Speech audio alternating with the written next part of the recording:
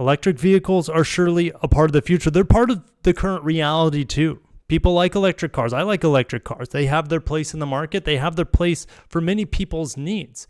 All right. They fulfill the needs of many people. But guys, check out this. Toyota's delaying their EV battery plant in Japan. It's not the first delay they've had on EVs. It's not the second or the third. They just keep pushing it back. You know, solid state batteries was another thing that they said that they would have by now.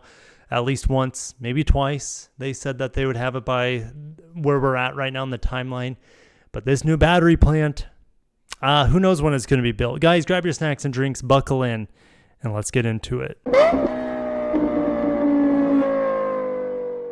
Before we get into this Toyota battery plant being delayed and whatever other EV plans they might have being delayed, I'd appreciate if you guys hit that like button. It really gives me that motivation to give you guys news updates on the go. If you're wondering where I'm at, I'm in Puerto Rico. Yes, let me get out of the way so you guys can see that. Not bad. Not a bad view. But I'm here to drive the new Passport, and so I'll be taking it through the rainforest for Honda, right? The Honda Passport. And by the way, Americans don't need a passport to get to Puerto Rico. It's a part of America. It's part of the United States. Guys, stay tuned for that. But let's get into the big news out of Japan. Toyota delays EV battery plant at the Fukuoka factory. They make Lexus at Fukuoka's Miyata plant. Toyota's postponing the construction of a battery plant in southwestern Japan as the world's top automaker reassesses its strategy in the face of slowing global demand for EVs. You got to keep in mind, Lexus is building a new EV plant in China. 2027, they're going to be building EVs for the Chinese market. Chinese market, it's in its own bubble. They have their own mandates. They have their own market. They have their own technology. It's a completely different ecosystem than Europe, than the United States, all right? So there's no they can't just mass produce vehicles like they used to for the entire global market. What, a third of the entire market is China, and that's its own ecosystem. Anyways, so outside of China, they're like, we don't know what to do with this EV thing. It's not just Toyota and Lexus. It's pretty much everyone, right? Everyone, the Germans are like, well, we're just going to have to lay off people and introduce hybrids because they lack of a better term, they stumbled out of the starting blocks with hybrids. You know, they tried it for a little bit and they're like, nah, people are going to want full EVs. The governments want full EVs. The government may say one thing and the customer might say another, all right? EVs have their place, just not at the volume it's being mandated at or was being mandated at. All right, so here's Toyota and their president, Koji Sato. On Tuesday, he traveled to Fukuoka, the site of the planned plant, and met with the governor there, Seitaro Hattori. Hattori said he expects to sign a location agreement by this fall. Okay, so it hasn't been canceled. It's just been postponed. Now, just because it says this fall doesn't mean they can't keep pushing it back. I guess that's a possibility.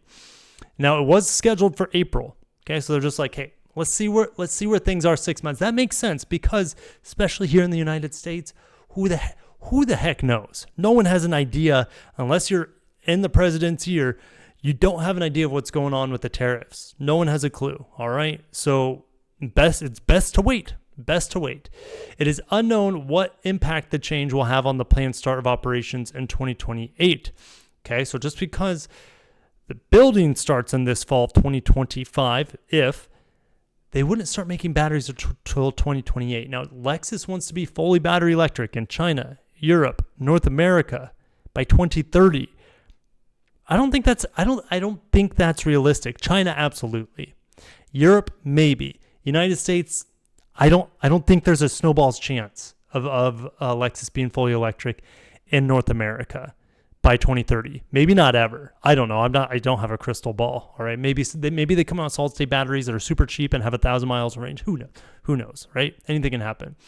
Toyota said it will eventually move forward with construction. It will reconsider the products that will be manufactured at the site as well as the scale. They don't even know what to make now. They don't know how hard and how deep to go into EVs.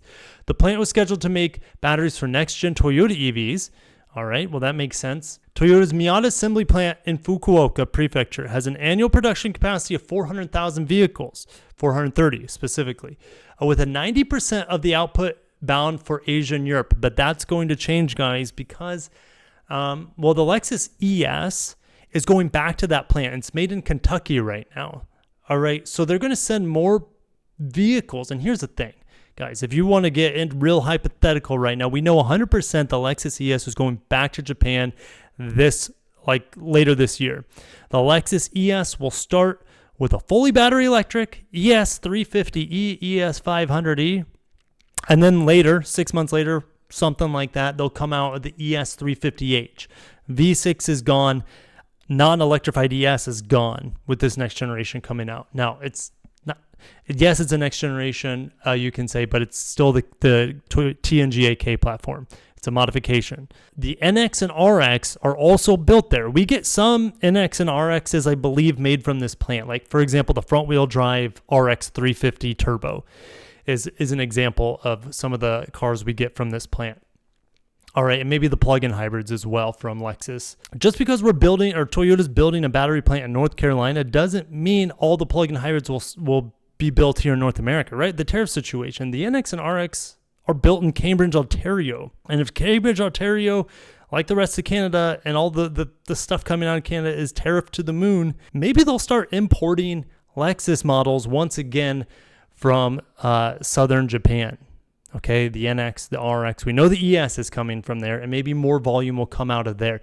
Now, you got to also keep in mind, here, 90% is for Asia and Europe, but China's a fast beast.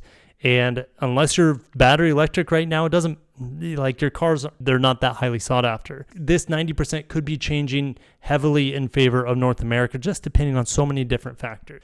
All right, the new factory is supposed to make batteries with a range of 1,000 kilometers. All right, these are the performance batteries. Let me pull up the spreadsheet. All right, that would be this one right here. Start of production was supposed to be 2026. Now, they could still get these performance batteries from somewhere else. Okay, they could still get them from Panasonic. Toyota has their own another battery plant that they have in Japan that they bought from Panasonic. They could get these batteries from the North Carolina battery plant, which I highly doubt. I don't think these are the performance batteries being built in North Carolina. All right, so they could still have these batteries by 2026, just not from this new battery plant down in Fukuoka. Global Data has downgraded its 2030 EV sales forecast by over 500,000 vehicles to 32.18 million from 32.72 million. Although the EV market is slowing in the US, it is expanding in China. I already mentioned that. When it comes to cars, the choice ultimately falls to the consumer, and will be prepared to respond to whatever comes along, said Yoichi Miyazaki, Toyota's chief financial officer. In 2023, Toyota announced plans to increase global EV sales to 1.5 million per year by 2026. But last year, Toyota notified parts suppliers to prepare for an output of just 1 million vehicles. So in a matter of, what was that, from 23 to 24, they're like, hey, 1.5 million. Next year comes around, just 1 million. Next year comes around, what's it going to be this year? Are they going to keep downgrading their EV build out by 2026? It's possible. I don't know. It's possible. This year, the production goal was further reduced. Oh, here we go. I should have kept reading. It was 1 million. Now it's all the way down to 800,000. Well, that's for this year, though. They're not that far off. So 2025, they should be able to hit 1 million vehicles, BEVs by 2026. They should be able to. I don't see any reason why they wouldn't be able to. Now, remember, I think they also said they wanted to be 3.5 million by 2030. 2030, they wanted 3.5 million BEVs. Unless their business grows massively in China, I don't know if that's going to happen. So outside of China, where they have $15,000 EVs that are like a EV RAV4 with, I don't know, 300 miles of range. I mean, that's on the Chinese cycle, so it's more like 220, 250, something like that. Anyways, they have very cheap EVs there that are rebadged from other Chinese cars. But Toyota's strategy is to generate stable profits from hybrids. The RAV4 that's going to be revealed this year here in North America is going to be fully hybrid. Its global sales of hybrids last year jumped to 21%. Remember, the Camry went full hybrid last year. They sold over 4 million units. Toyota sells over 10 million units a year, so over 40% of their sales were hybrid last year. So they have 60% of the hybrid market share. And when the RAV4 goes live, fully hybrid, that's going to keep going up. Corolla could go fully hybrid. I mean, I doubt that because the Corolla, for our market in the United States, it could go fully hybrid, but it's such a global model, and it's such a low cost, affordable model for, developing countries, lack of a better word. I think Toyota probably even uses that term. So the Corolla will remain a low cost, non-hybrid option in some markets, but it's possible it could go full hybrid here stateside too. Meanwhile, Toyota's EV sales in 2024 were about 140,000 vehicles, just 1% of the global market. So Toyota has 60% of the hybrid market and 1% of the BEV market. Hattori-san still has high hopes for a new battery plant in Fukuoka. In the long term, it will contribute to job creation and growth as well as the development of the local economy. Yeah, just wait and see, Toyota. Your profits are fine. The demand for your vehicles are fine. Remember the graph we've been looking at lately? Here it is. Let's see if we can zoom out. Here it is. Remember, Toyota and Lexus demand, guys, is like double that of Subaru. All right? It's double that of BMW. What does that mean? Well, their cars are pretty much essentially pre-sold on average. All right. I would say their hybrids have a much higher demand than their trucks right now. This is not a competitive market right now. If you're buying a Toyota, because they're saying, good luck. If you want a Toyota, there's going to be a Toyota tax on this. We're not budging on the price, more than likely, unless it's a truck. But most of their cars are so highly sought after that they're sitting on the market less than half of the average. I mean, we talked about how I'm worried about Mazda's swelling inventory, Hyundai's swelling inventory, and then you have some real laggards. Jaguar shouldn't even be on the list. They're a brand still. Dodge, Stellantis products, Ford inventory is through the roof. And high inventory is not what these automakers want because it's costly. All right. The dealers absolutely are the ones bearing the brunt of the cost with high inventory.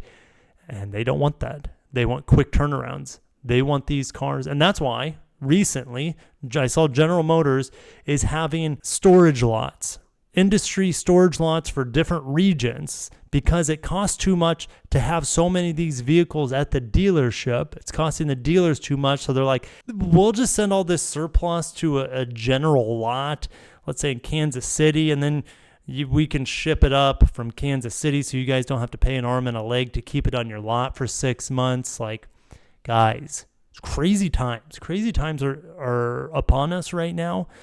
Uncertainty in the market. That's why Toyota keeps it seems like at one part of the year, Toyota's like, yeah, doubling down on EVs. We're going to go big. We're going to build all this stuff. We're going to have all this volume. And then just 6 months later, we're going to have to downscale that. It just, the market's not there for it.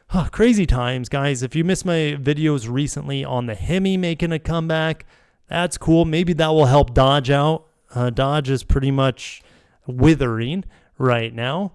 Same thing with Chrysler. So check out that video as well as Nissan. My Nissan video that I recorded at the Miami airport earlier today because, Nissan getting some injection, some blood. There's a possibility Nissan can make a comeback.